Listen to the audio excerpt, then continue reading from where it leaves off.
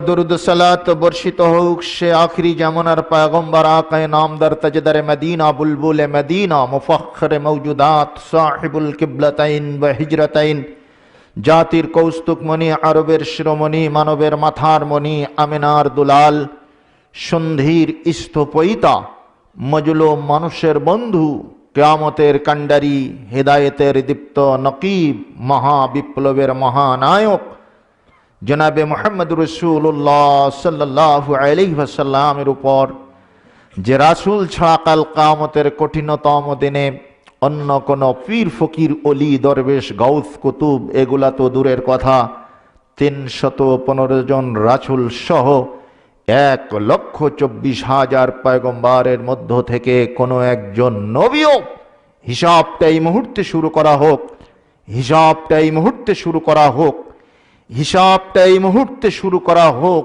এতটুকু আবেদন করার দুঃসাহস দেখাতে পারবেন না। জোরে কই সুবহানাল্লাহ।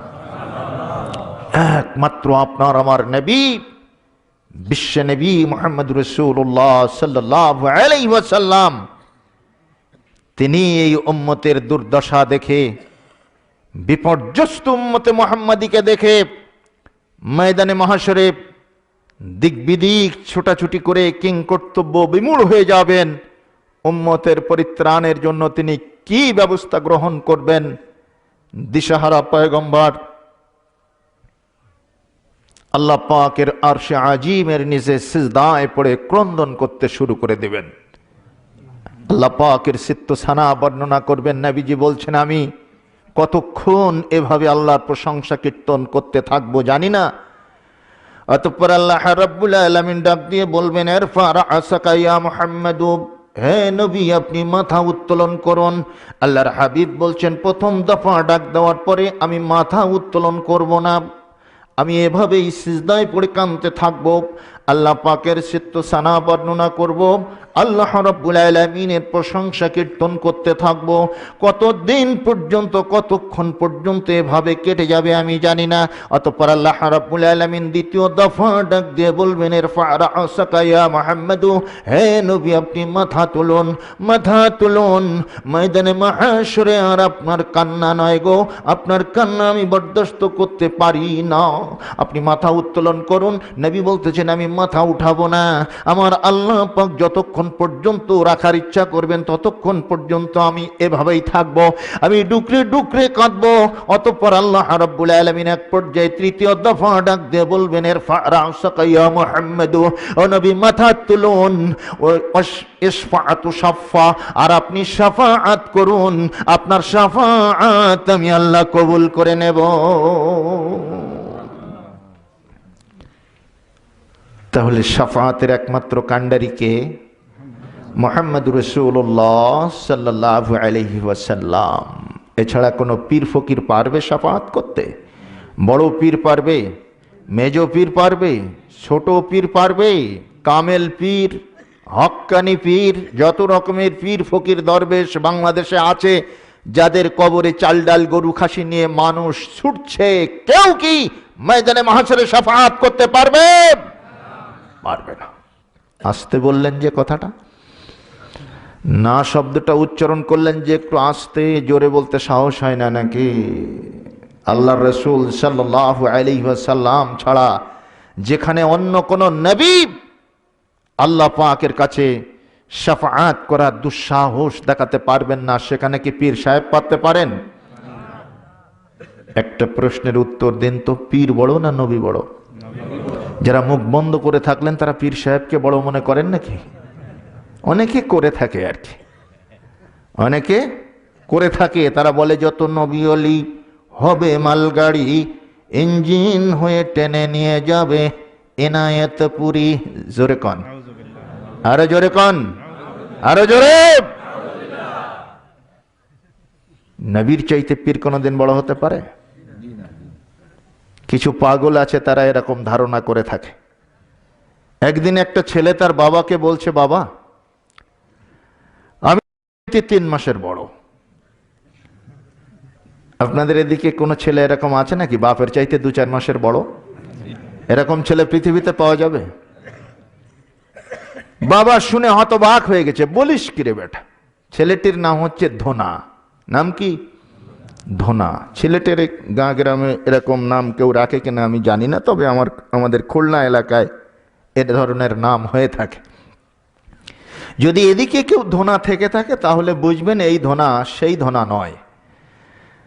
তো একদিন তার বাবাকে যখন এভাবে বলছে তখন বাবা হতবাক হয়ে জিজ্ঞেস করছে, এই বেকুফ, আমি তোর জন্মদাতা পিতা, তুই আমার চাইতে কেমনে বড় হবি? তখন ছেলেটি বলছে, হ্যাঁ আব্বা, আমি দাদির কাছ থেকে সব তত্ত্ব শুনলাম, শুনে বুঝতে পারলাম তোমার চাইতে আমি 3 মাসের বড়। পিতা রেগে গিয়ে বলছেন, এই বেকুফ, কেমনে কি শুনেছিস তুই? তুই কেমনে বড় হবি? আমি তোর পিতা, তুই আমার সন্তান। বলছে, বাবা রাগারাগি করবেন না, দাদি বলেছেন তুমি হয়েছো 7 মাসে আর আমি হয়েছি পাকা 10 মাসে। আমি যোগ বিয়োগ করে দেখলাম তোমার চাইতে আমি 3 মাসের বড়। লোকেরা নাকি তখন থেকে বলা বলি করতো, বাপের বড় ধোনা ভাই। এই হিসাবে যদি কেউ অঙ্কটা কষে বাপের বড় ধোনা ভাই হিসাবে, তাহলে তো পীর সাহেবদেরকে বড় করতে পারবে। তাছাড়া স্বাভাবিকভাবে পীর সাহেবদেরকে নবীদের চাইতে বড় ভাবা যাবে না। এই পৃথিবীতে যত মানুষ এসেছেন, আম্বিয়ায়ে কেরাম আলাইহিস সালাতু ওয়াস সালাম হচ্ছেন সেরা মানুষ, নিষ্কলুষ মানুষ, বেগুনাহ মানুষ, মাসুম মানুষ। এছাড়া আর সবার গুনাহ রয়েছে, পাপ রয়েছে, কেউ নিষ্কলুষ নয়।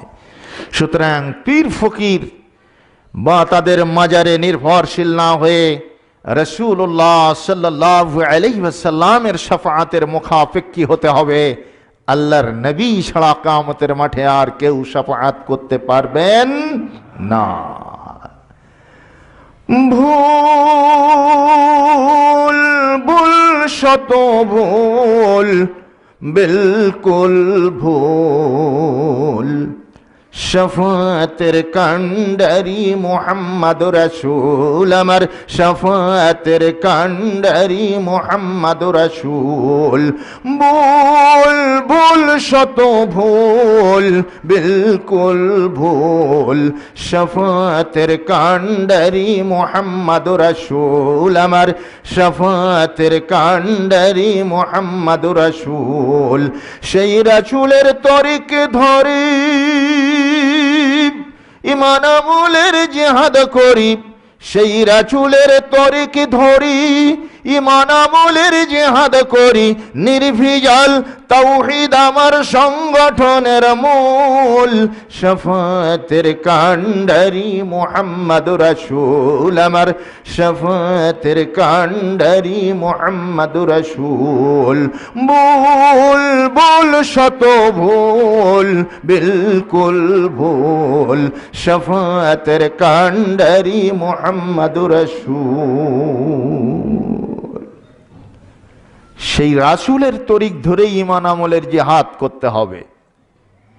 ইচ্ছা মাফিক নিজের যা খুশি সেভাবেই আমল করলে আল্লাহর নবীর শাফাআত কিয়ামতের ময়দানে পাওয়া যাবে না, যাবে না।